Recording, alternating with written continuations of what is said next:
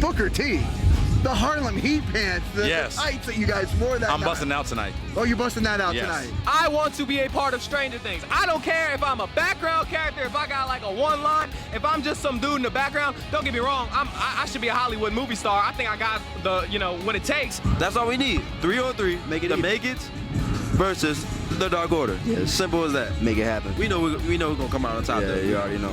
I think there's a pretty popular clip out there of some hair. Oh yeah, Maserati ripped out my weave. Yes, I saw that. Because it plays into what we do already. So you know, you just gotta, you don't know what the person's gonna say. You gotta be on your toes. You gotta be ready. Yeah. So it keeps you sharp, keeps you fresh, you know.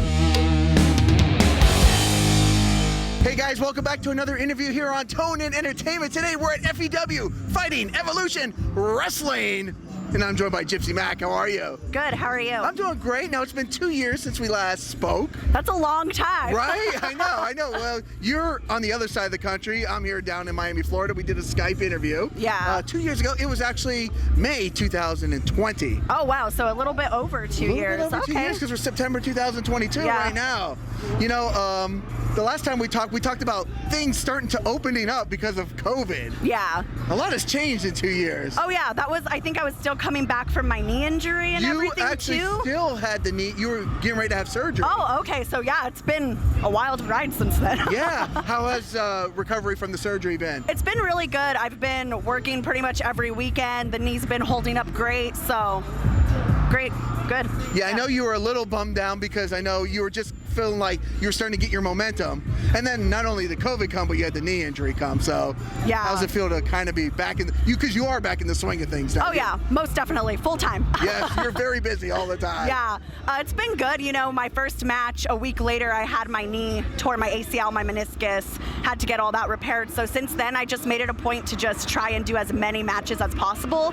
So in my first year, I think I did 42 matches, 43, something like that. So I did read, I mean, speaking of like matches, you're heading out to Vegas soon. Is that true? Yeah, I'm going to be moving to Vegas in the new year full time. Okay. So why Vegas over every place else? The scene in the West Coast is just really good, and then I like the environment of Vegas. I have a lot of friends that live down there too. Okay, because you're still in New Mexico? Yeah. So it's time to say goodbye to New Mexico. Yeah, I think in this industry, if you stay in your area, you're not really going to go anywhere, you know? Okay. So bigger and better things coming soon. Yes. I'm definitely digging it. I can see it in my future. Yeah? Yeah. Now, in addition to like, professional wrestling, I saw that you did like the lingerie. MMA stuff? Yeah, stuff too. Like, you had a pretty interesting match where I think there's a pretty popular clip out there of some hair. Oh yeah, Maserati ripped out my weave. Yes, I saw that. But it was fun. I actually really liked working for LFC, and it was at the Sturgis biker rally. So I've never been there, and that was really fun. Really hot crowd. I was going to say, because I used to, being a big fan of WCW from back in the day, they used to have the pay-per-views out there at the Sturgis. Like, just what was that experience? Because I feel like there's not much out there other than maybe Sturgis, right? No. I thought maybe it was going to be like, some trees or something. No, it's just like plains and like hills with nothing. And like we stayed in the mountains where there wasn't like anything around, and then they just drove us to the biker rally. And Sturgis is like its own little town. Right, okay. So yeah, there's not a lot happening out there. Right, because you think like South Dakota, like, right? You're thinking, oh, it's going to be beautiful out there. No. Yeah, no. The mountains were really pretty where the cabin was, but the drive to there was okay. Okay. Yeah. So what's the difference between, because I know that is more MMA style and you do more professional wrestling. Yeah. So how is it the transition from wrestling to like the MMA style? It wasn't too bad, just because like I am more mat based and technical, and I do have a coach. Shout out to Gian at 10 Planet. He helped me out getting me ready for all that stuff. So I got some jiu-jitsu training. Okay, so over, now that you're back wrestling full time and doing your thing, what is maybe like the biggest lesson that you've maybe learned in this time of wrestling? My biggest lesson is probably just going with the flow. Things change so much in this industry, and like you never know if your flight's going to be on time, if you're going to be delayed, if the show's going to be pushed back. So that's probably what I learned the most, was just going with the flow of things. Have you ever had any of those issues where you've missed a show because of travel issues? Luckily, no, because I have been usually flown in the day before, so it helps out with that. But there was one time they had to like delay my flight, so I couldn't fly in until the day of. Okay. So I almost didn't make it, but luckily I did. Does like panic set in when it's like, yeah, you don't even need to say anything? Oh, my anxiety. I'm like, no. Yeah, it was nerve-wracking. And then I was like trying to find a ride back from the airport because I wasn't going to stay there overnight. So that was fun. Okay. Yeah. Now you're down here in Miami, Florida, and unfortunately, I don't think you're going to get to do much. It's raining right now. It's been raining on and off. Hurricane season, I hear. There's a hurricane headed this way. I was going to say, what are you going to do for fun in Miami? But I don't know what you're really going to get to do. Yeah, I mean, I went to Miami Beach today and walked around.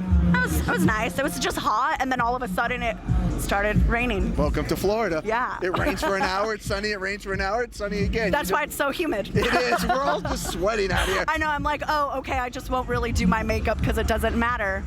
Or my hair. You're going to get rained on. You're going to get sweat on. Yeah. It's like, at this point, it's like, just glue some eyelashes on and go. Go for it. Yeah. Now you're wrestling a triple threat match here at FEW tonight. Yes, I'm excited. You ready to throw it down tonight? Oh yeah, I've wrestled Crystal a few times, so I already know her tactics. I did see Crystal over there. I haven't wrestled Gemini, so I don't know. You don't know what's gonna go down. Yeah.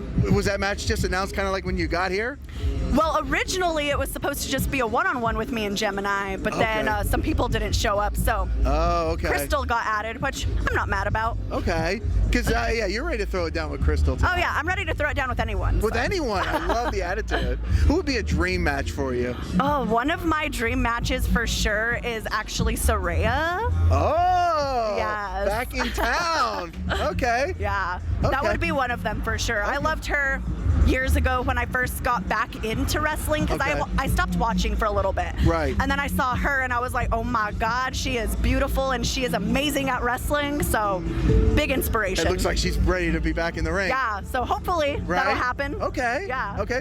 What are some of like your biggest goals going forward here? So my biggest goal obviously is to move to Vegas and to go to FSW out there. Okay.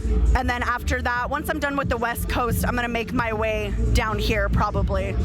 Okay. Not permanently, but temporarily, and see how things go, because Florida is such a hub for wrestling. It really is. It's like that Central Florida area is like, you know, you got WWE down there, AEW's kind of like in the Jacksonville area. Yeah, it's like everything's so close to this area, so I think it would be a good opportunity to do that. And there's wrestling 12 months out of the year. Yes. Because of the hot weather. Yes. Yeah. And the rain. And the rain, of course. Of course, we have an outside show. It's got to rain tonight on top of everything. Of course. Because I did one of these last year and it was inside. So I was like, oh, cool, we'll be fine. It's raining. And then they're like, no, it's outside. So I was all, oh, okay. Yeah.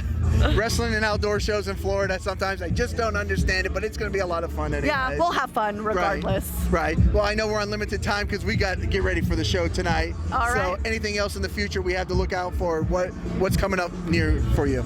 Everyone just knows that this face is going to be everywhere, so better hop on the train now. Get it while it's good right now. Yeah, get it while it's hot. Well, while it's hot. It's I'll always good. be hot. Yes, it'll always be good. Get it before it explodes. Exactly, there you go. yes. Yeah. Now, speaking of one last thing, you know, it's a local independent show, but you are getting to share, like, the ring tonight.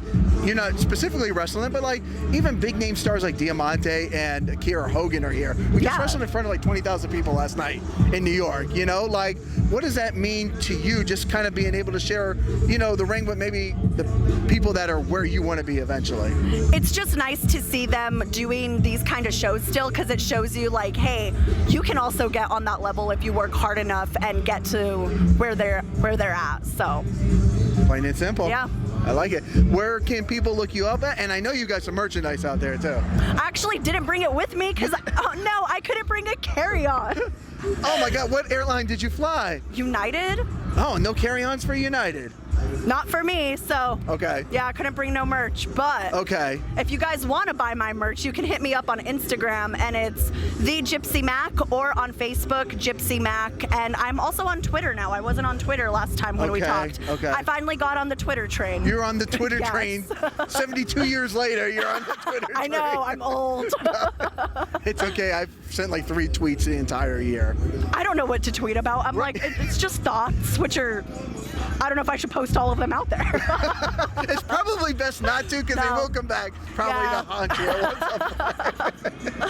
Well, Gypsy, I know you got to get ready. It's always fun chatting with you. I'm glad we did our little one-on-one, face-to-face interview here in Miami, Florida. Yeah, it was so nice doing this in person. Definitely, yeah. Screw the Skype. I hate those things. I don't want to do those COVID Skype calls ever again. Yeah. So, Gypsy, nothing but the best. We'll be rooting for you tonight in that triple threat match. You don't need much luck. I know you got this one Thank tonight. you. So, guys, if you like interviews like this with Gypsy Mac, make sure you stay tuned in here to Tone In Entertainment for future videos.